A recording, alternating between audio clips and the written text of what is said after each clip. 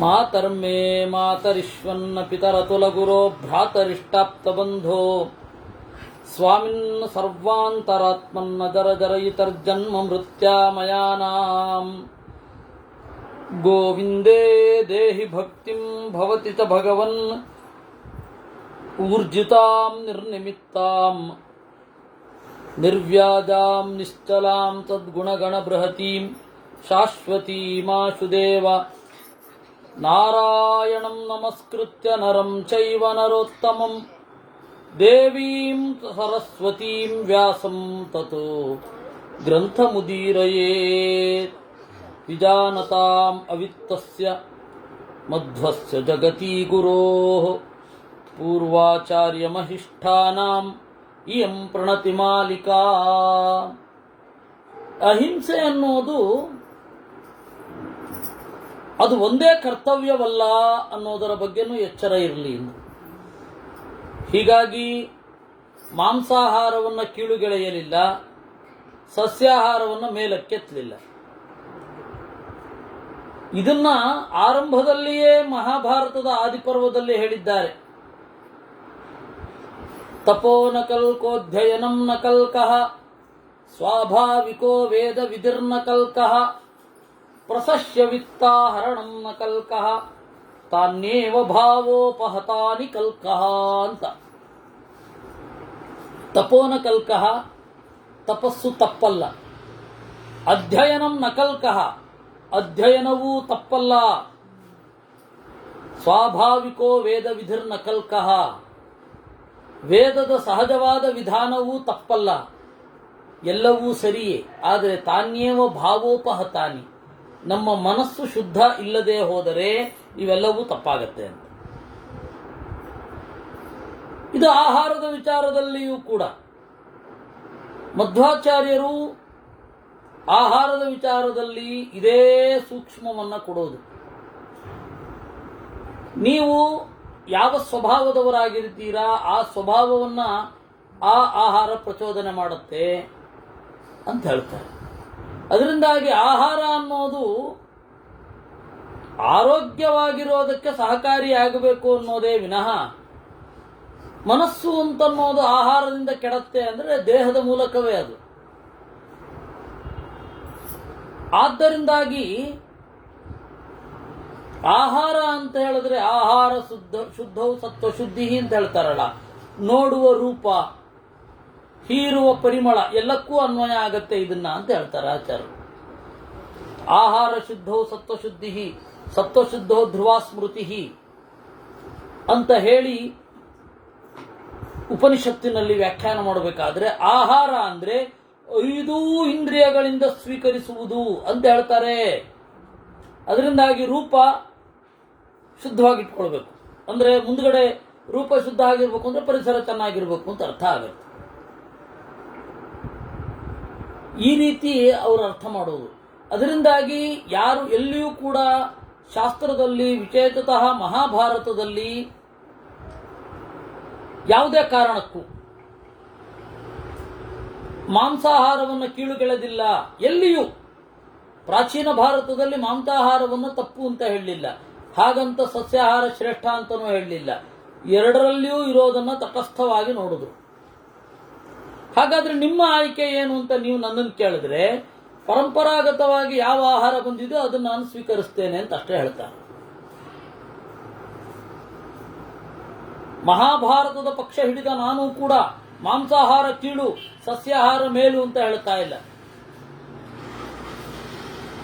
ಆ ಸಸ್ಯಾಹಾರದ ವಿಚಾರದಲ್ಲಿ ಹೀಗಿರಬೇಕು. ಇದು ಕೂಡ ಮರವೂ ಕೂಡ ಅದು ಜೀವಿಸುವ ವಸ್ತುವೇ, ಮರವೂ ಒಂದು ಜೀವವೇ.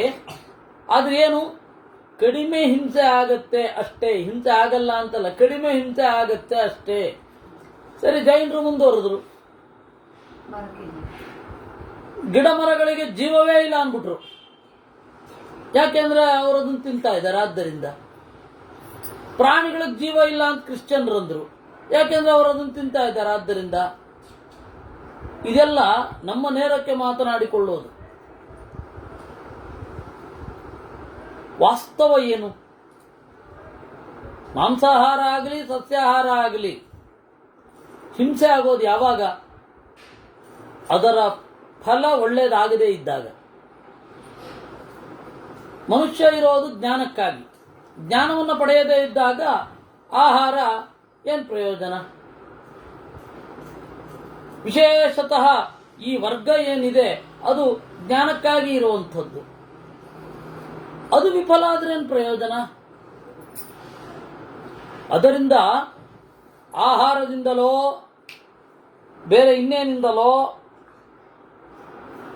ಬೇರೆ ಇನ್ಯಾವುದೋ ಕಾರಣದಿಂದ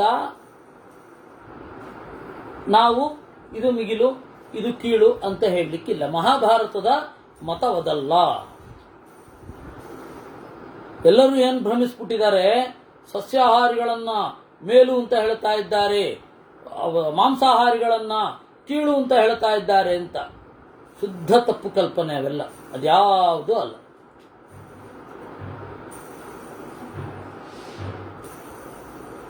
ಈ ಹಿನ್ನೆಲೆಯಿಂದ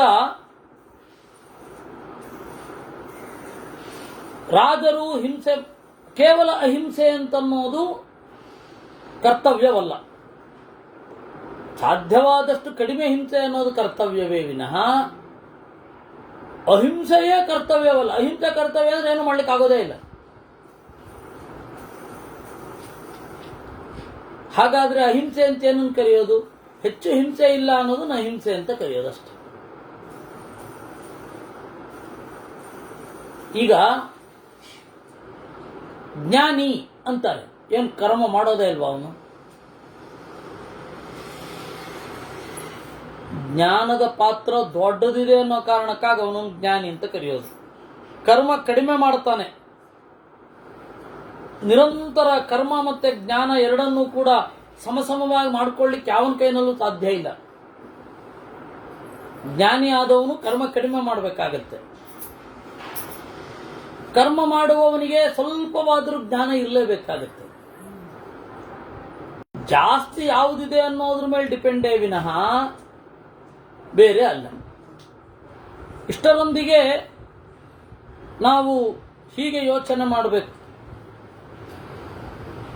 ಅಹಿಂಸೆ ಅಂತನ್ನೋದೇ, ಅಹಿಂಸೆ ಇಲ್ಲದೆ ಇರೋದೇ ಧರ್ಮವಲ್ಲ.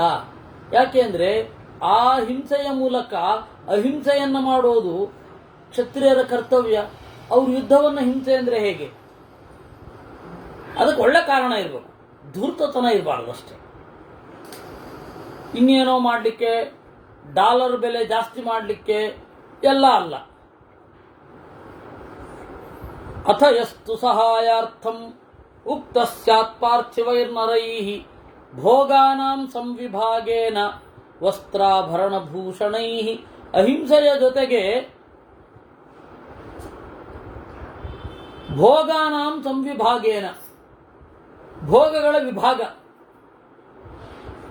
ಎಲ್ಲರಿಗೂ ಎಷ್ಟೆಷ್ಟು ಸಲ್ಲಬೇಕೋ ಅಷ್ಟಷ್ಟು ಸಲ್ಲಬೇಕು. ಸಹಭೋಜನ ಸಂಬಂಧೈಹಿ, ಒಟ್ಟಿಗೆ ಊಟ ಮಾಡುವುದು ಅಂದ್ರೆ ಎಲ್ಲರೂ ಕೂಡ ಊಟದ ಸಮಯಕ್ಕೆ ಊಟ ಮಾಡುವಂತೆ ರಾಜನ ಆಡಳಿತ ಇರಬೇಕು. ಸಹಾಯ ಕಾಲ ಬಂದಾಗ ಸಂಗ್ರಾಮವನ್ನು ಮಾಡಬೇಕು. ಈ ಹಿನ್ನೆಲೆಯಲ್ಲಿ ಅಹಿಂಸೆ ಅಂತಂದ್ರೆ ಏನರ್ಥ ಬರುತ್ತೆ? ಪ್ರಯೋಜನವಿರುವ ಹಿಂಸೆ. ಯಾಕೆಂದ್ರೆ ಅಹಿಂಸೆ ಅಂತ ಹೇಳಿದ್ರೆ ನಮ್ಮನ್ನು ನಾವು ನಿಗ್ರಹ ಮಾಡಿಕೊಳ್ಳುತ್ತೇವೆ, ಅದು ಕೂಡ ಹಿಂಸೆ ಅಂದ್ಬಿಟ್ರೆ ಗತಿ ಏನು? ಯಾರೋ ಒಬ್ರು ನನಗೆ ಕೇಳಿದ್ರು, ಅವಾಗ ಡಿಬೇಟ್ಗೆ ಹೋಗ್ತಾ ಇದ್ದಾಗ ಟಿವಿಯಲ್ಲಿ, ಅಲ್ಲ ನೀವು ಮಾಧ್ವರು ಮೈ ಸುಟ್ಕೋತೀರಾ, ಹಿಂಸೆ ಅಲ್ವೇ? ತಪ್ತ ಮುದ್ರಾ ಧಾರಣೆ ಹಿಂಸೆ ಅಲ್ವೇ ಅಂತ. ಅದಕ್ಕೆ ನಾನು ಹೇಳಿದೆ, ನಮ್ಮನ್ನ ನಾವು ಹಿಂಸೆ ಮಾಡಿಕೊಂಡ್ರೆ ಬೇರೊಬ್ಬರ ಪಾಲಿಗೆ ಅಹಿಂಸೆಯಿಂದ ಇರ್ಲಿಕ್ಕೆ ಸಾಧ್ಯ. ಸಲ್ಲೇಖನ ವ್ರತ ಮಾಡಲ್ಲೇನು ಒಂದೇ ಅವ್ರ ಜೈನರು. ಸಲ್ಲೇಖನ ವ್ರತ ಮಾಡುತ್ತೇವೆ, ಅದನ್ನ ಹಿಂಸೆ, ನಮಗೆ ನಾವು ಮಾಡಿಕೊಳ್ಳುವ ಅವಿವೇಕದ ಹಿಂಸೆ ಅಂತ ನೀವು ಕರೀತೀರಾ? ಇಲ್ಲ. ಯಾಕೆಂದ್ರೆ ಯಾವ ಹಿಂಸೆಯನ್ನ ಮಾಡಿಕೊಳ್ಳೋದ್ರಿಂದ ನಾವು ಬೇರೊಬ್ಬರಿಗೆ ಹಿಂಸೆ ಮಾಡಲ್ವೋ ಆ ಹಿಂಸೆ ಯೋಗ್ಯ ಅಲ್ವೇ?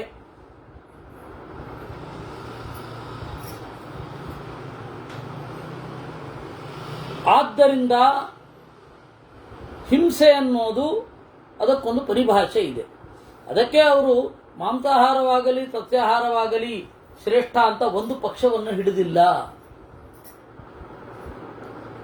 ಗ್ರೀಷ್ಮಾಂತೇಶ್ವಗರ್ಜದ್ಭಿ ನಭಸೀವ ಬಲಾಹಕೈ ಪ್ರವೃತ್ತೆ ಶಸ್ತ್ರ ಸಂಪಾತೆ ಯೋಧಾನಾಂ ತತ್ರ ಸೇನಯೋ.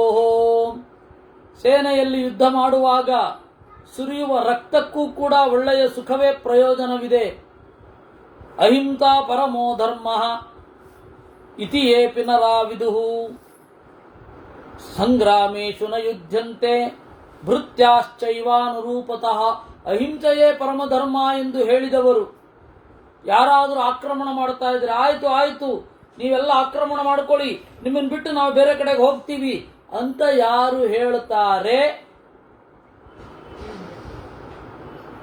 ಅವರು ಕ್ಷತ್ರಿಯರಾದ್ರೆ ನರಕಕ್ಕೆ ಹೋಗ್ತಾರೆ.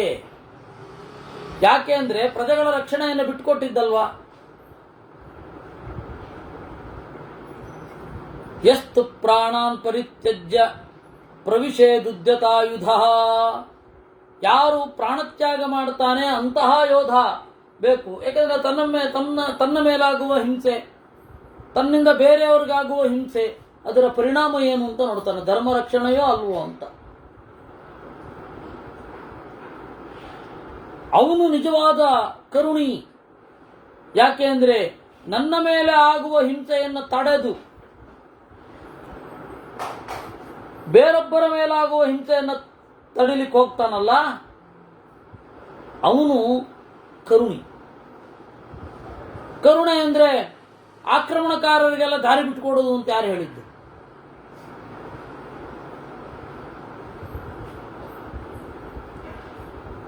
ಈ ತರಹ ಅಲ್ಲ ಚಿಂತನೆ ಇರಬೇಕಾದದ್ದು. ಯಸ್ತು ಸ್ವಂ ನಾಯಕಂ ರಕ್ಷೇತ್ ಅತಿಘೋರೇ ರಣಾಂಕಣೆ ತಾಪಯನ್ನರಿ ಸೈನ್ಯಾನಿ ಸಿಂಹೋ ಮೃಗಗಣಾನಿವಾ. ತನ್ನ ನಾಯಕನನ್ನು ರಕ್ಷಣೆ ಮಾಡ್ತಾನೆ. ನಿರ್ದಯೋ ಯಸ್ತು ಸಂಗ್ರಾಮೇ.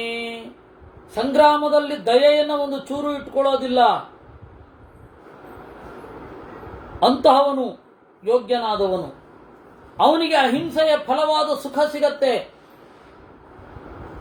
ಅದನ್ನು ಹಿಂಸೆ ಅಂತ ಅಂದ್ಕೊಳ್ಳಿಕ್ಕಿಲ್ಲ. 10 ಜನರ ಹಿಂಸೆಯನ್ನು ತಡಿತಾನವನು. ವರ್ಮ ಕೃಷ್ಣಾದಿನಂ ತಸ್ಯ ದಂತ ಕಾಷ್ಟಂ ಧನುಸ್ಮೃತಂ. ನೋಡಿ, ಕ್ಷತ್ರಿಯ ಒಬ್ಬ ತಪಸ್ವಿ ಇದ್ದ ಹಾಗೆ. ಅವನ ಲೋಹದ ಕವಚವೇ ಕೃಷ್ಣಾರ್ಜುನ. ಅವನ ಬಿಲ್ಲು ದಂತಕಾಷ್ಠ. ಮಾನೋ ದರ್ಪಸ್ತ್ವಹಂಕಾರ ತ್ರಯಸ್ತ್ರೇತ ರಥೋ ವೇದಿ. ಕುಂಡ ಯಾವುದು ಅಂದ್ರೆ ರಥ. ಧ್ವಜೋ ಯೂಪ. ಧ್ವಜ ಯಾವುದು ಅಂತಂದ್ರೆ ಯೂಪ. ಯೂಪ ಅಂತಂದ್ರೆ ಬಲಿಗಂಬ.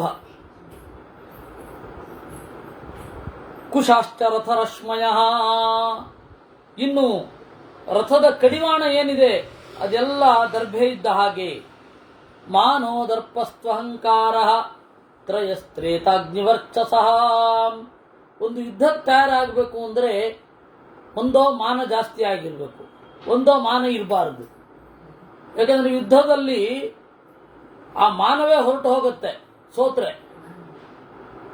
ಅವನು ಓಡ್ತಾನೆ, ಪಲಾಯನ ಮಾಡ್ತಾನೆ. ಎಂತೆಂಥ ದೊಡ್ಡ ದೊಡ್ಡ ವೀರರು ಪಲಾಯನ ಮಾಡ್ತಾರೆ. ಯಾಕೆಂದ್ರೆ ಮುಂದೆ ಮತ್ತೆ ಸಮಯ ಸಿಕ್ಕಾಗ ಹೋರಾಡಬೇಕು ಅಂತ ಅಂದಾಗ ಪಲಾಯನ ತಪ್ಪಲ್ವೇ ಅಲ್ಲ. ಮಾನಃ ದರ್ಪಸ್ತು. ನಾನೇ ದೊಡ್ಡ ವೀರ ಅಂತನ್ನೋದನ್ನ ಹೋಲಿಸ್ಲಿಕ್ಕೆ ತಯಾರಾಗಿರ್ಬೇಕಿರುತ್ತೆ. ಅಹಂಕಾರ, ನನ್ನಲ್ಲಿ ಇಷ್ಟು ಬಲ ಇದೆ ಅಂತ ಅಂದ್ಕೊಂಡದ್ದು ಇಲ್ಲಿ ತನಕ ಮಿಥ್ಯಾ ಅಂತ ಅಂದ್ಕೊಳ್ಬೇಕಾಗತ್ತವನು. ಈ ರೀತಿ 3 ಬೆಂಕಿ ಇದ್ದ ಹಾಗೆ ಮಾನ, ದರ್ಪ ಮತ್ತು ಅಹಂಕಾರ. ಅದರಲ್ಲಿ ತನ್ನ ಆತ್ಮವನ್ನು ಹೋಮಿಸ್ತಾನ್ರಿ ಅವನು.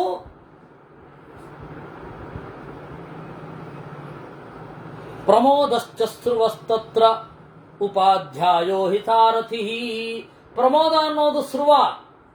ತನ್ನ ಜೀವವನ್ನ ಪ್ರಮೋದವೆಂಬ ಸ್ರುವದಲ್ಲಿ ಯುದ್ಧಾಗ್ನಿಯಲ್ಲಿ ಹೋಮ ಮಾಡಿಬಿಡ್ತಾನವನು. ಪುರೋಹಿತ ಯಾರು ಅಂದ್ರೆ ಸಾರಥಿ, ಉಪಾಧ್ಯಾಯಸ್ತು ಸಾರಥಿ. ಸೃಗ್ಭಾಂಡಂ ಚಾಪಿ ಯತ್ಕಿಂಚಿತ್ ಯಜ್ಞೋಪಕರಣಾನಿ ಚ.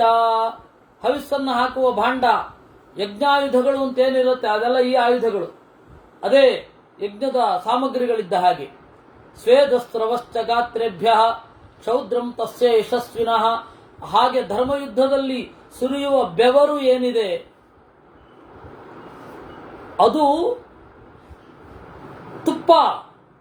ಪುರೋಡಾಶಾನ್ ಋಷೀರ್ಷಾಣಿ. ಮನುಷ್ಯರ ತಲೆಗಳೇ ಪುರೋಡಾಶ ಇದ್ದ ಹಾಗೆ, ರಕ್ತವೇ ಆಹುತಿ. ತೂಣಾಶ್ಚೈವ ಚರುರ್ಜ್ಞೇಯ. ಬತ್ತಳಿಕೆಗಳೇ ಚರು ಇದ್ದ ಹಾಗೆ. ವಸೋರ್ಧಾರ ವಸಾ ಸ್ಮೃತಾಹ. ಇನ್ನು ಹೊಸ ಕೊಬ್ಬುಗಳು, ತುಪ್ಪದ ಧಾರೆ ಅಂತ ಇಟ್ಕೊಳ್ಳಿ. ಕ್ರವ್ಯಾದ ಭೂತ ಸಂಘಾಶ್ಚ ತಸ್ಮಿನ್ ಯಜ್ಞೆ ದ್ವಿಜಾತಯ. ತಿನ್ನಲು ಬರುವ ಪ್ರಾಣಿ,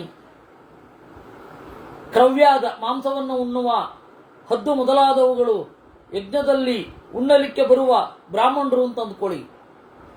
ಭುಂಜತೆ ತೇ ಯಥಾ ಕಾಮಂ ಯಥಾ ಯಜ್ಞೆ ಕಿಮಿಚ್ಛತಾಂ ನಿಹತಾನಾಂತು ಯೋಧಾನಾಂ ವಸ್ತ್ರಾಭರಣ ಭೂಷಣಂ ಹಿರಣ್ಯಂಚ ಸುವರ್ಣಂಚ ಯದ್ವೈ ಯಜ್ಞಸ್ಯ ದಕ್ಷಿಣ. ಆದ್ದರಿಂದ ಯೋಧರೆಲ್ಲ ಅವರ ವಸ್ತ್ರಾಭರಣಗಳು ಏನಿದೆ ಅದೇ ಹಿರಣ್ಯ, ಬಂಗಾರ ಮೊದಲಾದ ಯಜ್ಞ ದಕ್ಷಿಣೆ ಇದ್ದ ಹಾಗೆ. ಗಜಸ್ಕಂಧದಲ್ಲಿ ನಾಟ ಆಗುವವ ಬ್ರಹ್ಮಲೋಕವನ್ನು ಹೊಂದುತ್ತಾನೆ. ರಥ ಮಧ್ಯದಲ್ಲಿರುವವ, ಕುದುರೆಯಲ್ಲಿರುವವ ಸತ್ರೆ ಇಂದ್ರಲೋಕವನ್ನು ಪಡಿತಾನೆ. ಇನ್ನು ಸ್ವರ್ಗೇ ಹತ ಪ್ರಪೂಜಂತೆ ಹಂತ ತ್ವತ್ರೈವ ಪೂಜ್ಯತೆ. ಇದು ಭಾರಿ. ಸ್ವರ್ಗದಲ್ಲಿ ಕೊಂದವನು ಕೊಲ್ಲಲ್ಪಟ್ಟವನು ಇಬ್ಬರು ಒಟ್ಟಿಗೆ ಸುಖವನ್ನು ಪಡಿತಾರೆ. ದ್ವಾವೇತೌ ಸುಖಮೇಧೇತೆ ಹಂತ ಯಶ್ಚ ಹನ್ಯತೆ. ಆದ್ದರಿಂದ ತಸ್ಮಾತ್ ಸಂಗ್ರಾಮ ಮಾಸಾದ್ಯ ಪ್ರಹರ್ತವ್ಯಮಭೀತವತ್. ಅದರಿಂದ ಯುದ್ಧದಲ್ಲಿ ಕ್ಷತ್ರಿಯರು ತೊಡಗಬೇಕು. ಕ್ಷತ್ರಿಯರು ತೊಡಗದೇ ಇರಲಿಕ್ಕಿಲ್ಲ. ರಾಜಧರ್ಮ ಅದು ವೇದೋಕ್ತವೇ. ಪಾಷಂಡೇಶು ಪ್ರಕೀರ್ತಿತಾಹ. ಆದರೆ ಪಾಷಂಡರು ರಾಜಧರ್ಮವನ್ನು ವಿರೋಧ ಮಾಡ್ತಾರೆ. ವಿ ಆರ್ ಅನಾರ್ಕಿಸ್ಟ್ಸ್ ಅಂತ ಹೇಳ್ತಾರೆ. ನಾವು ಅರಾಜಕತಾವಾದಿಗಳು ಅಂತ. ಅರಾಜಕತಾವಾದಿಗಳು, ಸೋಷಲಿಸ್ಟರು ಇವೆಲ್ಲ ಜಗತ್ತನ್ನು ಆವರಿಸಿರೋ ದೊಡ್ಡ ಭ್ರಮೆ. ನಿಮಗೆ ಅದಕ್ಕೆ ರಾಜಕೀಯದ ಪರಿಭಾಷೆಯಲ್ಲೇ ಉತ್ತರ ಕೊಡಬೇಕು ಅಂತಂದ್ರೆ ಓಶೋನ ಪುಸ್ತಕ ಇದೆ, there is no socialism without capitalism ಅಂತ. ಕ್ಯಾಪಿಟಲಿಸಂ ಇಲ್ಲದೆ, ಬಂಡವಾಳಶಾಹಿ ಇಲ್ಲದೆ ಕಾರ್ಮಿಕ ಕಲ್ಯಾಣವೂ ಇಲ್ಲ ಅಂತ. ಸಮಾಜವಾದ ಅಂತ ಒಂದು ಆಗ್ಬೇಕಾದ್ರೆ ಸಮಾಜಕ್ಕೆ ಹಣ ಬೇಕಲ್ವಾ? ಹಣವನ್ನು ಮಾಡೋರು ಯಾರು?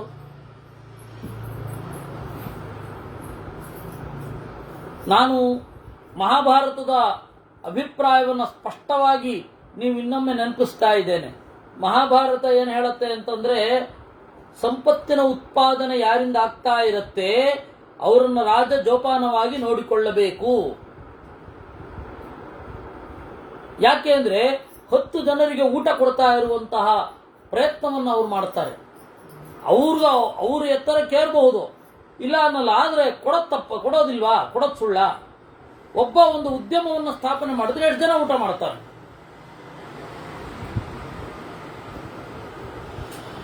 ಆದ್ದರಿಂದ ಮೋದಿಯವರು ಏನಾದರೂ ಅದಾನಿ ಅಂಬಾನಿಯನ್ನು ಓಲೈಸ್ತಾ ಇದ್ರೆ ತಪ್ಪೇನು? ಓಲೈಸಬಾರದವರನ್ನೇನು ಓಲೈಸಲ್ವಲ್ಲ.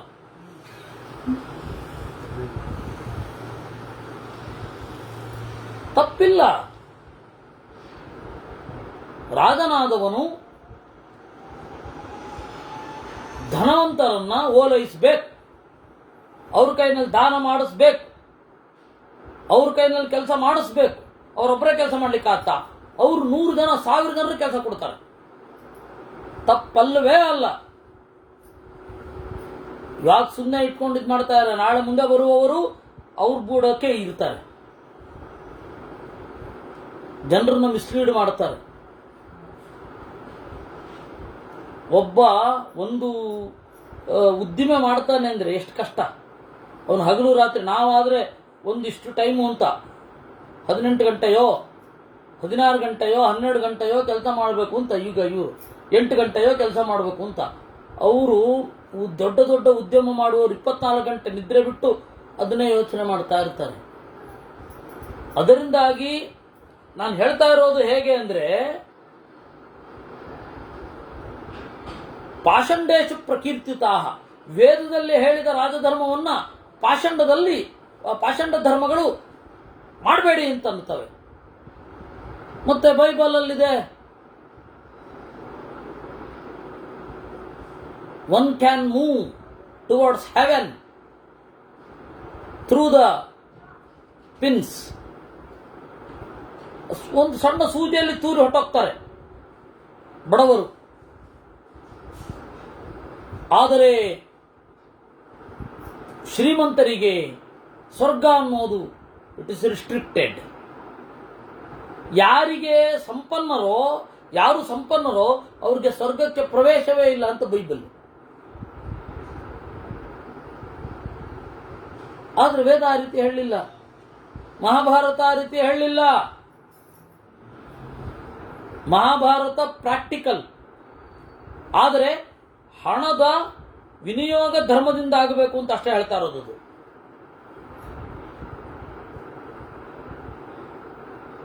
ಈ ಹಿನ್ನೆಲೆಯಿಂದ ವೇದೋಕ್ತಾಶ್ಚೈವ ಯೇ ಧರ್ಮಾಃ ಪಾಷಂಡೇಷು ಚ ಕೀರ್ತಿತಾಃ ತಥೈವ ಮಾನುಷ ಧರ್ಮಾಶ್ಚಾನ್ಯೇ ತಥೇತರೆ. ಇನ್ನು ರಾಜನಾದವನು ವೇದದಲ್ಲೇ ಹೇಳಿದ ಧರ್ಮ, ಪಾಷಂಡದಲ್ಲೇ ಹೇಳಿದ ಧರ್ಮ, ಮಾನುಷ ಧರ್ಮ, ದೇಶ ಜಾತಿ ಕುಲಾನಾಂಚ ಗ್ರಾಮ ಧರ್ಮಾಃ ಯೇ ಧರ್ಮಾಃ ಪಾರ್ವತೀಯೇಷು ಯೇ ಧರ್ಮಾಃ ಪತ್ತನಾದಿಷು ತೇಷಾಂ ಪೂರ್ವ ಪ್ರವೃತ್ತಾನಾಂ ಕರ್ತವ್ಯಂ ಪರಿರಕ್ಷಣಂ. ರಾಜನಾದವನೊಬ್ಬ ಎಲ್ಲಾ ತರದ ಧರ್ಮವನ್ನು ರಕ್ಷಣೆ ಮಾಡಬೇಕು, ಕಡೆಗೆ ಪಾಷಂಡ ಧರ್ಮವನ್ನು ರಕ್ಷಣೆ ಮಾಡಬೇಕು. ಅಂದ್ರೆ ಯಾವುದೇ ಒಂದು ಕಾರಣ ಇಲ್ಲದೆ ಅವ್ರನ್ನ ಕೊಲ್ತಾ ಇದ್ರೆ ಅದನ್ನ ತಡಿಬೇಕು.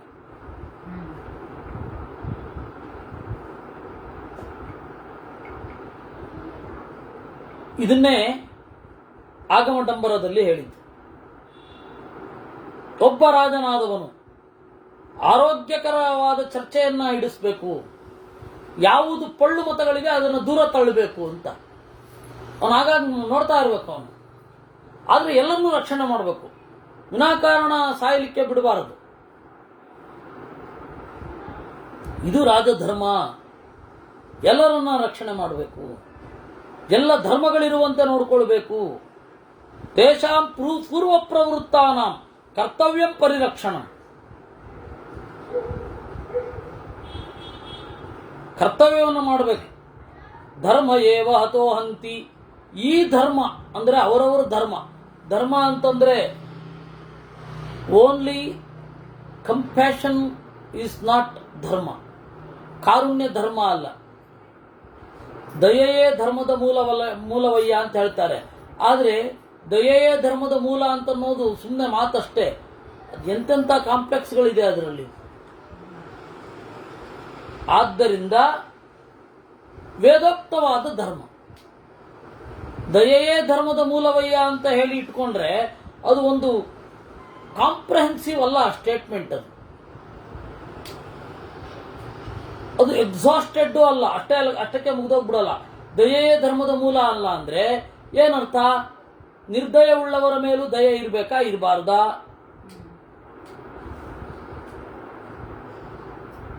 ಅಂತ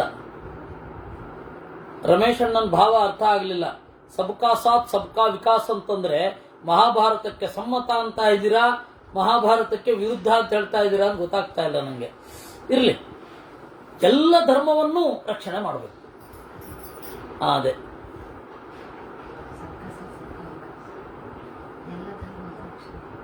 ಎಲ್ಲ ಧರ್ಮವನ್ನು ರಕ್ಷಣೆ ಮಾಡಬೇಕು. ಅನವಶ್ಯಕವಾಗಿ ಯಾರೊಬ್ಬರ ಮೇಲೂ ಮೂಗು ತೂರಿಸಬಾರದು. ಆದ್ದರಿಂದ ದಯೆಯೇ ಧರ್ಮದ ಮೂಲ ಅಂದ್ರೆ ಯಾರು ನಿರ್ದಯರಾಗಿರ್ತಾರೆ ಅವ್ರ ಮೇಲೆ ದಯೆ ತೋರಿಸ್ಬೇಕು ಅಂತಂದ್ರೆ, ದಯ ಉಳ್ಳವರನ್ನ ಅವರು ದಯಾಹೀನವಾಗಿ ನೋಡೋದನ್ನ ನಾವು ದಯಾಪೂರ್ಣವಾಗಿ ನೋಡಬೇಕು ಅಂತ ಆಗತ್ತೆ. ಈಗ ಬಿ ಮೇಲೆ ನಿರ್ದಯವಾಗಿ ದಾಳಿ ಮಾಡ್ತಾನೆ. ಅದನ್ನು ನಾವು ದಯಾಪೂರ್ಣವಾಗಿ ನೋಡೋದು ಅಂತಂದ್ರೆ ಬಿ ಮೇಲೆ ಆಗುವ ನಿರ್ದಯ ಅದನ್ನು ನಾನು ದಯೆಯಿಂದ ನೋಡಬೇಕು ಅಂತ ಆಗುತ್ತೆ. ಅದರಿಂದಾಗಿ ಸುಮ್ಮನೆ ಕಾಂಪ್ಲೆಕ್ಸ್ ಇವೆಲ್ಲ ಜನರಿಗೆ ಮೋಹಗೊಳಿಸುವಂತಹ ಸ್ಟೇಟ್ಮೆಂಟ್ಗಳು. ಯಾವ ಈ ಸ್ಟೇಟ್ಮೆಂಟ್ಗಳು ಇರ್ತಾವಲ್ಲ ಸೂತ್ರ ರೂಪದಲ್ಲಿದ್ದರೆ ಮೊದಲು ಅದನ್ನು ನೀವು ಬಹಳ ರೋಮಾಂಚಕವಾಗಿರುತ್ತೆ. ಕೆಲವೊಂದೆಲ್ಲ ಸ್ಟೇಟ್ಮೆಂಟ್ಗಳು ಹೋ ಅಂತ ಅನ್ಸುತ್ತೆ, ಒಳಗಡೆ ಇಳಿತಾ ಇದ್ದ ಹಾಗೆ ಏನಿದು ಅಂತ ಅನ್ಸುತ್ತೆ. ಕೆಲವೊಂದೆಲ್ಲ ಇತ್ತೀಚೆಗಂತೂ ಹಾಕೊಳ್ತಾರೆ ಸ್ಟೇಟಸ್ ಅಲ್ಲಿ, ಅಪ್ಪ ರಾಮ ಆ ಆಪ್ಷನ್ ಕೊಟ್ಟವನು ತಗೊಂಡೋಗಿ ಹುಡಿದ್ಬೋಣ ಅಂತ ಅನ್ಸುತ್ತೆ. ಯಾಕೆ ಗೊತ್ತಾ? ಬಡವನಾಗಿ ಹುಟ್ಟಿದ್ರೆ ತಪ್ಪಿಲ್ಲ, ಬಡವನಾಗಿ ಸಾಯಬಾರದು. ಅಂದ್ರೆ ನೀನು ಒಬ್ಬ ಸಜ್ಜನನ ಮನೆಯಲ್ಲಿ ಹುಟ್ಟಿ, ಬಡತನವನ್ನು ಅಪ್ಪಿಕೊಂಡವನ ಮನೆಯಲ್ಲಿ ಹುಟ್ಟಿ, ಆಮೇಲೆ ಏನ್ ಬೇಕಾದ್ರೂ ಅನ್ಯಾಯ ಮಾಡಿ ಬಡತನದಲ್ಲಿ ಸಾಯಬಾರದು, ಅಷ್ಟೇನಾ? ಸಾಯ್ಬೇಕಾದ್ರೆ ಶ್ರೀಮಂತಿಕೆ ಇದ್ರಷ್ಟು ಬಿಟ್ರಷ್ಟು. ಹೇಗೂ ಇವ್ರ ಹಣ ಬೇರೆಯವ್ರಿಗೆ ತಾನು ಹೋಗೋದು. ಇದು ಏನು ಸುಮ್ಮನೆ ಅದು ಸ್ಟೇಟ್ಮೆಂಟ್ ಬಹಳ ರೋಚಕವಾಗಿರುತ್ತೆ, ಆದ್ರೆ ಒಳಗಡೆ ಬಗೆದು ನೋಡಿದ್ರೆ ಅಯ್ಯೋ ಏನಿದು, ಏನೇನೋ ಹೇಳ್ತಾ ಇದೆಯಲ್ಲ ಅಂತ ಅನ್ನಿಸ್ಬಿಡುತ್ತೆ.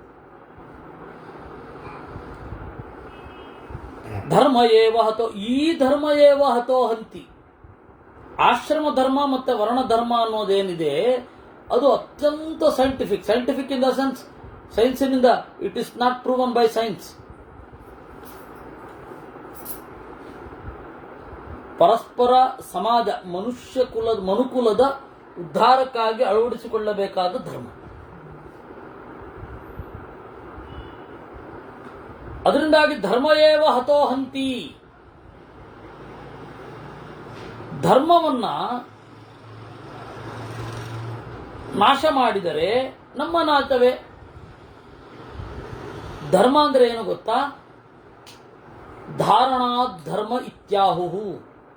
ಯಾವುದು ನನ್ನನ್ನು ಬೇರೊಬ್ಬರನ್ನು ಧರಿಸುತ್ತೋ ಅದು ಧರ್ಮ. ಧರ್ಮ ಅಂದ್ರೆ ರಿಲಿಜನ್ ಅಂತ ಅರ್ಥ ಅಲ್ಲ, ಪಯಸ್ ಅಂತ ಅರ್ಥ ಅಲ್ಲ.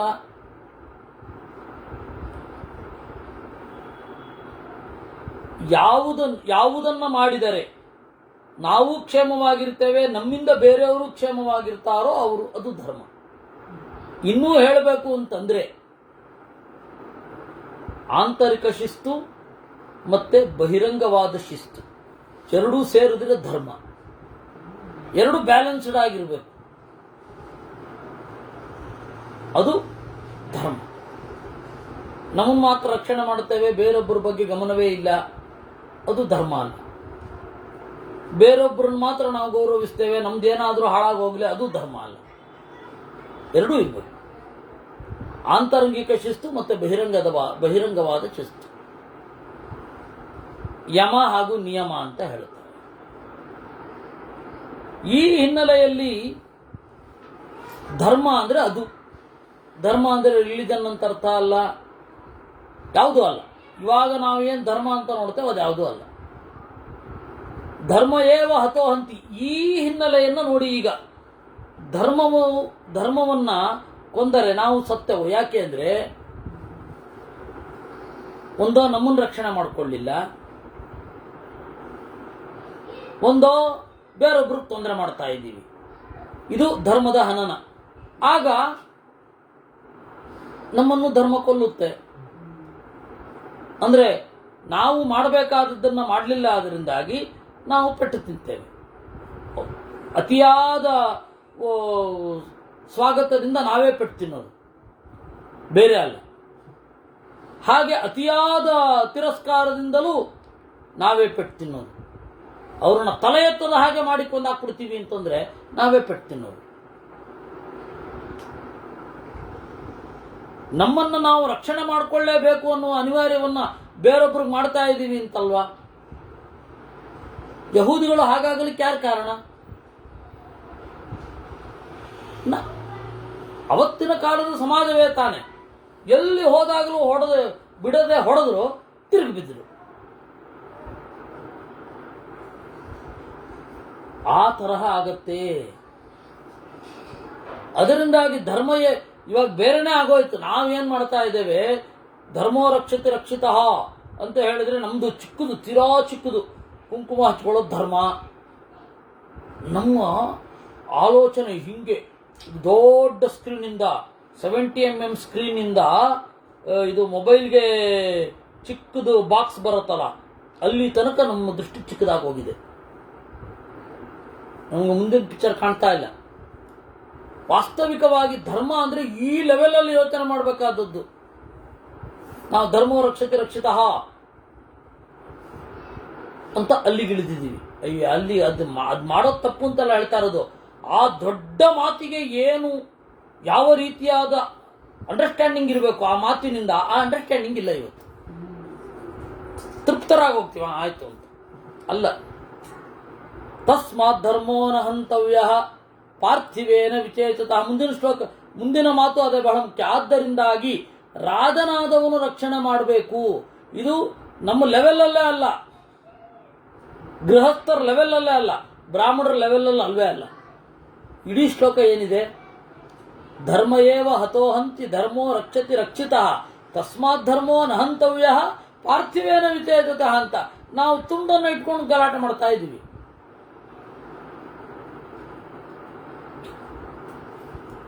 ನಸ್ತ್ರಿ ಸ್ವಾತಂತ್ರ್ಯ ಮರಾಠಿ ಅಂತ ಅವುಗಳು ಗಲಾಟೆ ಮಾಡ್ತಾವಲ್ಲ, ಅಲ್ಲಿ ಪೂರ್ತಿ ಏನಿದೆ ಅಂತ ನೋಡೋದಿಲ್ಲ. ಹೆಣ್ಣು ಮಕ್ಕಳನ್ನು ಜೋಪಾನ ಮಾಡಬೇಕು ಅಷ್ಟೇ ಇರೋದಲ್ಲಿ. ಪಿತಾ ರಕ್ಷತಿ ಕೌಮಾರೆ ಭರ್ತಾ ರಕ್ಷತಿ ಯೌವನೆ ಪುತ್ರೋ ರಕ್ಷತಿ ವಾರ್ಧಕ್ಯೆ ನಸ್ತ್ರಿ ಸ್ವಾತಂತ್ರ್ಯ ಮರ್ಹತೆ. ಅಷ್ಟೇ ಇರೋದಲ್ಲಿ. ಚಿಕ್ಕಂದಿನಲ್ಲಿ ತಂದೆ ಜೋಪಾನ ಮಾಡಬೇಕು, ಯೌವನದಲ್ಲಿ ಗಂಡನಾದವನು ಜೋಪಾನ ಮಾಡಬೇಕು. ಅಲ್ಲಿ ಇರೋದೆಲ್ಲ ಹೆಣ್ಮಕ್ಳಿಗೆಲ್ಲ ವಿಧಾನ, ಗಂಡು ಮಕ್ಕಳಿಗದು ವಿಧಾನ. ಅದು ಮಗನಾದವನು ವೃದ್ಧಾಪ್ಯದಲ್ಲಿ ರಕ್ಷಣೆ ಮಾಡಬೇಕು. ಅಂದ್ರೆ ಗಂಡ್ಮಕ್ಳ ಮೇಲೇನೆ ಹೊಣೆ. ಹೆಣ್ಮಕ್ಳು ಸುಖವಾಗಿರ್ಲಿ ಅಂತ ಹೇಳಿ ಗಂಡ್ಮಕ್ಳ ಮೇಲೆ ಹೊಣೆ ಹಾಕಿ ನಸ್ತ್ರೀ ಸ್ವಾತಂತ್ರ್ಯ ಮರ್ಹತಿ ಅಂದ್ರೆ ಅವಳೊಬ್ಬಳೇ ದುಡಿಯುವಂತಹ ಪರಿಸ್ಥಿತಿ ಬರಬಾರದು. ಆ ತರಹದ ಪರಿಸ್ಥಿತಿ ಸಮಾಜ ಇರಬೇಕು. ಇವರು ಮನುವನ್ನ ಇದು ಮಾಡ್ತಾರೆ, ಇದಕ್ಕಿಂತ ಭೀಕರವಾದ ಇಸ್ಲಾಮನ್ನ ಸುಮ್ಮನೆ ಇರ್ತಾರೆ. ಅದು ಏನು ಅಂತಾನೆ ಅರ್ಥ ಆಗಲ್ಲ ರೀ ಇವ್ರದು. ಬುದ್ಧ ಹೋದ, ಹೆಂಡತಿನ ಬಿಟ್ಟು ಮಗನನ್ನು ಸನ್ಯಾಸಿಯಾಗಿ ಮಾಡ್ದ. ಅವನ ಬಗ್ಗೆ ಅಯ್ಯೋಯ್ಯೋ ಬುದ್ಧಾಸ್ಮೈಲ್. ಅದೇ ರಾಮಚಂದ್ರ ಲೋಕಾಪವಾದಕ್ಕಾಗಿ ಹೆಣ್ಮಕ್ಳನ್ನ ಬಿಟ್ಟ, ಇದು ಹೆಂಡತಿನ ಬಿಟ್ಟ. ತಗ ರಾಮಚಂದ್ರನನ್ನ ಅಪರಾಧಿ ಕಟಕಟೆಯಲ್ಲಿ ನಿಲ್ಲಿಸಿ ಇವರೇ ಜಡ್ಜ್ಗಳಾಗಿ, ಇವರೇ ವಕೀಲರಾಗಿ ಅವನಿಗೆ ಮರಣದಂಡನ ಕೊಡೋದನ್ನು ಬಿಡಲ್ಲ. ಅದರ ವಾಸ್ತವ ಏನು? ಹಾಗೆ ನಾವು ಕೂಡ ತಪ್ಪಾಗಿ ಪ್ರಯೋಗ ಮಾಡ್ತಾ ಇದ್ದೀವಿ ಇದರಲ್ಲಿ. ನೋಡಿ, ಈ ಶ್ಲೋಕ ಇಡೀ ನೋಡಿದ್ರೆ ನಿಮಗೆ ನಾವು ಎಷ್ಟು ಮಿಸ್ಕೋಟ್ ಮಾಡ್ತಾ ಇದೀವಿ ಅಂತ ಒಂದ್ಸಲ ನಿಮಗೆ. ಧರ್ಮ ಏವ ಹತೋಹಂತಿ ಧರ್ಮೋ ರಕ್ಷತಿ ರಕ್ಷಿತಃ ತಸ್ಮಾತ್ ಧರ್ಮೋ ನ ಹಂತವ್ಯ. ಯಾರು? ಪಾರ್ಥಿವೇನ ವಿಚೇತತಃ. ಅದಕ್ಕೆ ನನಗೆ ನಾನು ತೀಕ್ಷ್ಣವಾಗಿ ಹೇಳೋದು, ಈ ಎಲ್ಲ ಏನು ಉಪನ್ಯಾಸಕಾರರಿದ್ದಾರೆ ಅವರೆಲ್ಲ ಪಾರ್ಷಿಯಲ್ ಸೈಟ್ ಕೊಡ್ತಾ ಇದ್ದಾರೆ. ಅಲ್ಲಿ ಓದ್ತಾ ಇಲ್ಲ, ಮೂಲವನ್ನು ತೆರೆದಿಡ್ತಾ ಇಲ್ಲ. ನೋಡಿ, ಇದು ನಮಗೆ ಅಲ್ವೇ ಅಲ್ಲ. ನಾವು ಎಲ್ಲೆಲ್ಲ ಹಾಕ್ತಾ ಇದೀವಿ ಇದನ್ನ. ದೊಡ್ಡದು ಏನೋ ಸಂಪತ್ತಿದ್ದಾಗಿ ಧರ್ಮೋ ರಕ್ಷಿತ ರಕ್ಷಿತ, ತುಳಸಿ ಕಟ್ಟೆ ಮುಂದೆ ಧರ್ಮೋ ರಕ್ಷಿತ ರಕ್ಷಿತ. ಏನಿದು ಬೇಕಾದ್ರು?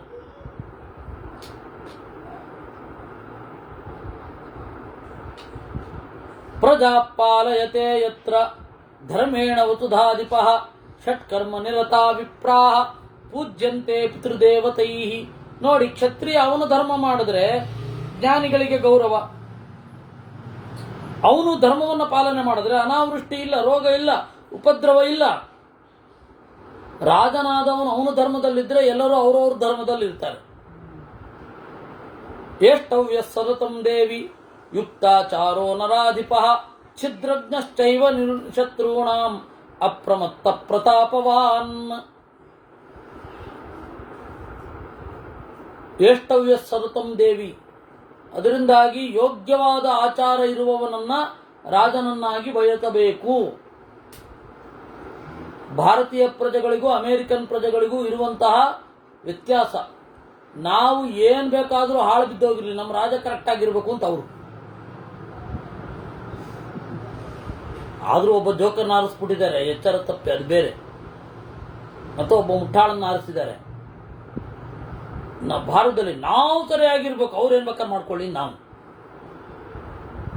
ಅದು ವಿಶೇಷತಃ ಮಧ್ಯಮ ವರ್ಗದವರು. ನಾವು ನೆಟ್ಟಿಗಿರ್ಬೇಕು, ಅವ್ರು ಏನ್ ಬೇಕಾದ್ರೆ ಮಾಡ್ಕೊಳ್ಳಿ. ಎರಡೂ ತಪ್ಪು. ರಾಜನೊಬ್ಬ ನೆಟ್ಟಿಗಿರ್ಬೇಕು ಅಂತ ನಾವು ಬಯಸಿ ನಾವು ನೆಟ್ಟಿಗಿರ್ಬೇಕು.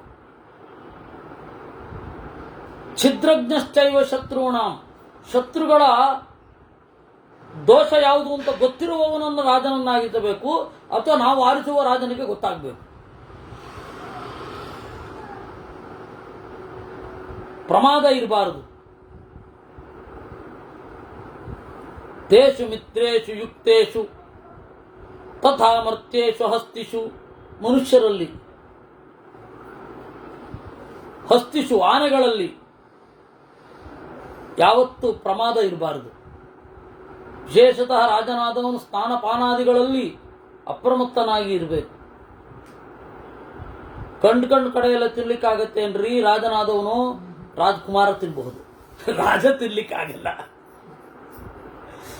ಪಾಪ ಅವನು ಯಾಕೆ ತಿಂತಾ ಇದ್ನ, ಎಲ್ಲ ಕಡೆ ಅದೇ ಫೋಟೋ, ಅದೇ ವಿಸೃಂಭೋನೋಪಗಂತವ್ಯ ಸ್ನಾನಪಾನೇ ಚ ನಿತ್ಯತಃ ರಾಜ್ಞೋ ವಲ್ಲಭತಾಮೇತಿ ಕುಲಂ ಭಾವಯತೆ ಸ್ವಕಂ. ಅದರಿಂದ ನಿಗೃಹೀತೇಂದ್ರಿಯನಾದವನನ್ನೇ ರಾಜನನ್ನಾಗಿಸಿಕೊಳ್ಳಬೇಕು. ಯಾರು ನಿಗೃಹೀತೇಂದ್ರಿಯ ಅಲ್ಲ ಅವನನ್ನು ರಾಜನಾಗಿ ಬಯಸಬಾರದು. ಇವಾಗ ತಿನ್ನೋದು ಗುಣ ಅಂತ ಅನ್ಕೊಂಡ್ಬಿಟ್ಟಿದ್ದಾರೆ. ತಿಂದೇ ಇರೋದು ದೋಷ ಅಂತ. ವಾಸ್ತವಿಕವಾಗಿ ತಿಂದೇ ಇರೋದು ಗುಣ, ತಿನ್ನೋದು ದೋಷ. ಅಯ್ಯರೇ ನಮ್ಮ ಜೊತೆಗೂ ತಿಂತನ್ರಿ, ಅದಕ್ಕಾಗಿ ಅವನಿಗೆ ನಾವು ಓಟ್ ಹಾಕ್ಬೇಕು ಅಂತ. ವಾಸ್ತವಿಕವಾಗಿ ಇರೋದು ಹೀಗೆ, ನಿಗೃಹೀತೇಂದ್ರಿಯನನ್ನ ಗೌರವಿಸಬೇಕು ಅಂತ. ಇವತ್ತು ಯಾರು ನಿಗೃಹೀತೇಂದ್ರಿಯ ಅಲ್ಲ, ಯಾರು ಚಟಚಕ್ರವರ್ತಿ ಆಗಿರ್ತಾನೆ ಅವನನ್ನು ಬಯಸ್ತಾನೆ. ತೇಷು ಮಿತ್ರೇಚು, ಅದರಿಂದಾಗಿ ಮನುಷ್ಯರಲ್ಲಿ ಏನ್ ಮಾಡಬಾರದು? ವಿಶ್ವಾಸ ಇರಬಾರದು. ಹಸ್ತಿಷು, ಆನೆಗಳಲ್ಲಿ ವಿಶ್ವಾಸ ಇಡಬಾರದು. ಯಾಕೆ ಅಂದ್ರೆ ಯಾವಾಗ ಏನಾಗತ್ತೆ, ಯಾವಾಗ ಮಸ್ತು ಅಂತಂದ್ರೆ ಇದು ಮದಜಲ ಬರುತ್ತೆ ಅಂತ ಗೊತ್ತಿಲ್ಲ.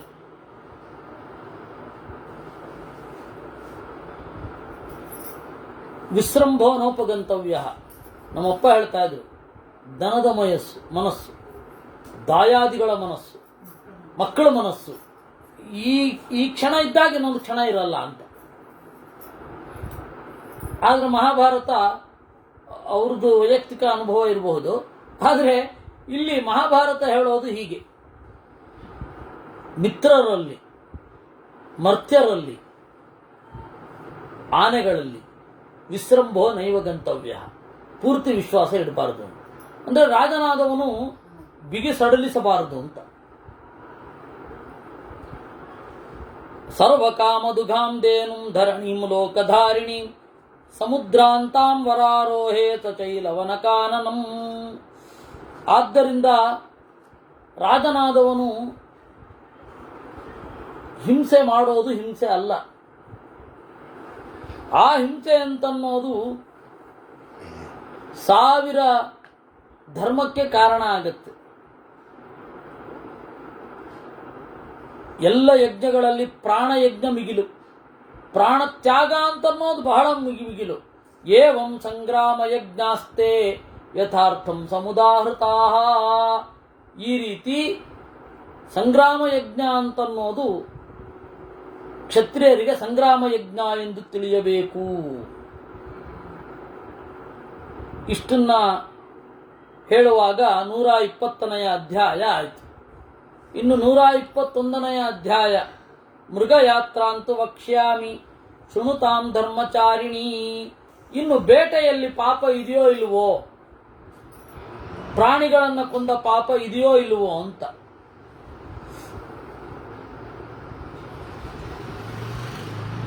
ನೋಡಿ, ಬೇಟೆಯೂ ಕೂಡ ಅವಶ್ಯ, ಯುದ್ಧವೂ ಅವಶ್ಯ. ಅದೊಂದು ಬ್ಯಾಲೆನ್ಸ್. ನೀವು ಯೋಚನೆ ಮಾಡಿ, ಸಮಗ್ರ ಭೂಮಿಯ ಸಮತೋಲನ, ಈಕ್ವಲಿಬ್ರಿಯಂ, ಅದು ಕೂಡಬೇಕು ಅಂತಾದರೆ, ಅಥವಾ ಇಕೋ ಮೆಟಬಾಲಿಸಮ್ ಅನ್ನೋಣ, ಅದಾಗಬೇಕು ಅಂದರೆ ಬೇಟೆಯೂ ಬೇಕು, ಯುದ್ಧವೂ ಬೇಕು. ಯುದ್ಧ ಇರಲಿಲ್ಲ ಅಂತ ಇಟ್ಕೊಳ್ಳಿ, ನೀವು ಪಾಪ್ಯುಲೇಷನ್ ಕಂಟ್ರೋಲ್ ಹೆಂಗೆ ಡಿನೈ ಮಾಡ್ತೀರ? ಇಲ್ಲಾಂದ್ರೆ ಆಗೋಲ್ಲ. ಯುದ್ಧ ಇರಬೇಕು. ಯುದ್ಧ ಇರೋದಕ್ಕೆ ಭೂಮಿ ತನ್ನ ಒಂದು ಸಮತೋಲನವನ್ನು ಕಾಯ್ದುಕೊಂಡಿದೆ. ನೀವು ಲಾರ್ಜರ್ ಪರ್ಸ್ಪೆಕ್ಟಿವ್ ಅಲ್ಲಿ ನೋಡಿದ್ರೆ, ಇಲ್ಲ ನಮ್ಮ ಬಂಧುಗಳು ಸತ್ರು, ಅವರು ಸತ್ರು, ಇವರು ಸತ್ರು ಅಂತ ಅನ್ನೋದು ಹೌದು, ಅದೊಂದು ದುಃಖದಾಯಕ ಹೌದು. ಆದರೆ ಜನರ ಆ ಒಳಗಡೆ CNS ಅಲ್ಲಿ ಏನೇನು ನಡೀತಾ ಇರುತ್ತೆ ನಮ್ಗೆ ಗೊತ್ತಿರೋಲ್ಲ.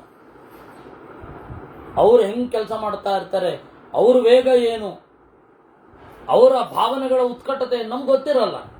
ಆದರೆ ನೀವು ತಟಸ್ಥವಾಗಿ ನೋಡಿದ್ರೆ ಜನ ಹಾಗೆ ಬಿಡ್ತಿ. ಯುದ್ಧವೇ ಆಗಲಿಲ್ಲ, ಹುಟ್ಟಿದಂದಿನಿಂದ ಯುದ್ಧ ಆಗಲಿಲ್ಲ ಅಂತ ಇಟ್ಕೊಳ್ಳಿ.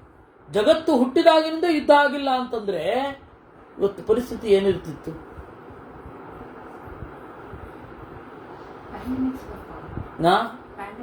ಅದೇ ಪ್ಯಾಂಡಮಿಕ್ಸ್ ತರನೇ ಒಂದು ಯುದ್ಧ.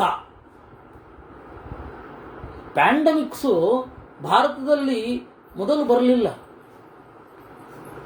ಬರ ಇರ್ತಿತ್ತು. ನಮಗೆ ದಶಕುಮಾರ ಚರಿತ್ರದ ಕಾಲದಲ್ಲೆಲ್ಲ ಬರ ಇತ್ತು. ದಶಕುಮಾರ ಚರಿತ್ರದಲ್ಲೆಲ್ಲ ಬರುವ ಹಾಗೆ ಬರ ಬಂದಾಗ ಇದೇ ರೀತಿ ಪ್ಯಾಂಡಮಿಕ್ಸ್ ತರನೇ ಆಗ್ತಾ ಇತ್ತು. ಆದ್ರೆ ರೋಗ ಹೀಗೆ ಬರ್ತಾ ಇರಲಿಲ್ಲ.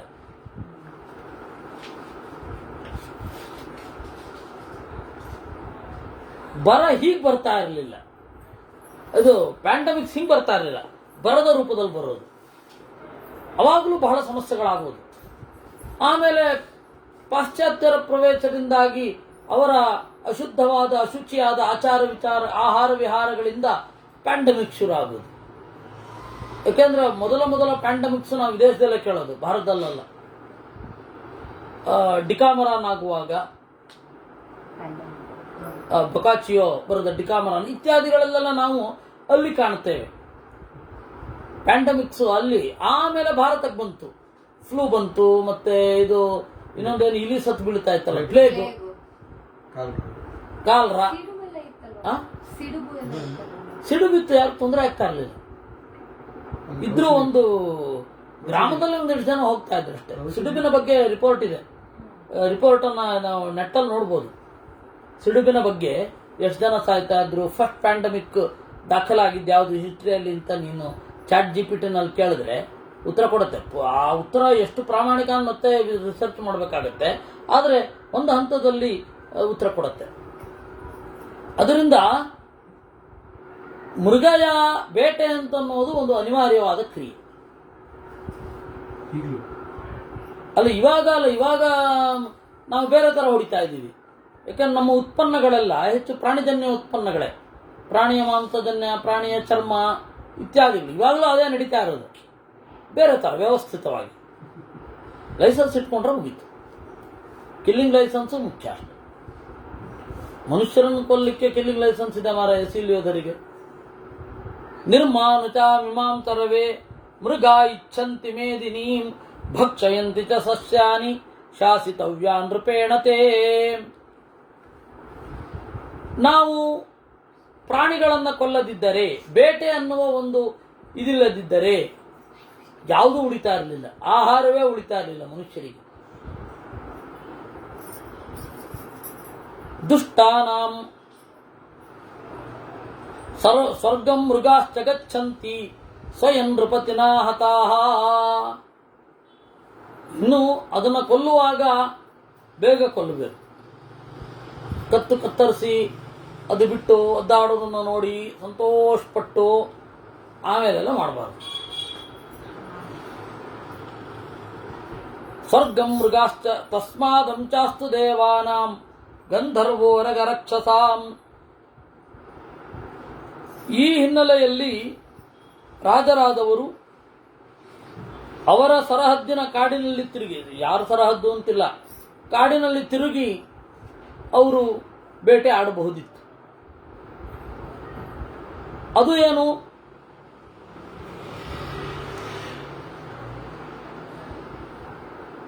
ಸಮತೋಲನ ಆಗಿದ್ದನ್ನು ಗಮನಿಸಿಕೊಂಡೇ ಮಾಡಬೇಕು. ಅದಕ್ಕೆ ವನಪರ್ವದಲ್ಲಿ ಯುಧಿಷ್ಠಿರ ಬೇಟೆ ಆಡ್ತಾ ಇರುವಾಗ ಮೃಗಗಳೆಲ್ಲ ದಳದಳನೆ ಕಣ್ಣೀರು ಸುರಿಸುವ ಒಂದು ಕನಸು ಬೀಳತ್ತೆ ಧರ್ಮರಾಜನಿಗೆ. ಮೃಗಸ್ವಪ್ನ ಪರ್ವ ಅಂತ ಕರೀತಾರೆ ಅದನ್ನು. ನಮ್ಮಲ್ಲಿ ಇನ್ನೂ ವಯಸ್ಸಿಗೆ ಬಂದಿರೋರು ಯಾರು ಇಲ್ಲ, ನಿಮಗಾಗಿ ನಾವು ಮತ್ತೆ ಉತ್ಪಾದನೆ ಮಾಡ್ತೇವೆ, ಈಗ ನಮ್ಮನ್ನು ಕೊಲ್ಬೇಡಿ ಅಂತ ದ್ವೈತವನದಲ್ಲಿರುವ ಪ್ರಾಣಿಗಳೆಲ್ಲ ಹೇಳಿದ ಹಾಗೆ ಧರ್ಮರಾಜನ ಕನಸು ಬೀಳುತ್ತೆ. ಅದು ಕನಸು ಅಂದ್ರೆ ಅವನದೇ ಮನಸ್ಸಿನ ಸೂಚನೆ ತಾನೆ. ಸರಿ, ಜಾಗ ಖಾಲಿ ಮಾಡ್ಕೊಂಡು ಬೇರೆ ಕಡೆಗೆ ಹೋಗ್ತಾರೆ. ಅಂದ್ರೆ ಅಲ್ಲಿ ಬೆಳಿಲಿಕ್ಕೆ ಅವಕಾಶ. ಇನ್ನು ಮನುಷ್ಯರಿಗೆ ಮಾಡಬೇಕಾದದ್ದು ಇದೆ. ಎಲ್ಲ ಸಭಾ, ಪ್ರಪ, ತಟಾಕ, ದೇವತಾಯತನ ಇವುಗಳೆಲ್ಲ ಅವರ ಒಂದು ಕರ್ತವ್ಯ.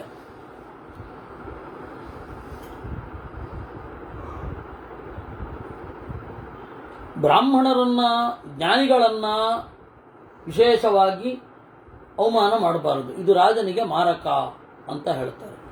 ಆ ಭಾಗವನ್ನು ನಾವು ನಾಳೆ ನೋಡೋಣ ಅಂತ ಹೇಳ್ತಾ ಇವತ್ತಿನ ಚಿಂತನೆಯನ್ನು ದೇವರಲ್ಲಿ ಅರ್ಪಿಸೋಣ.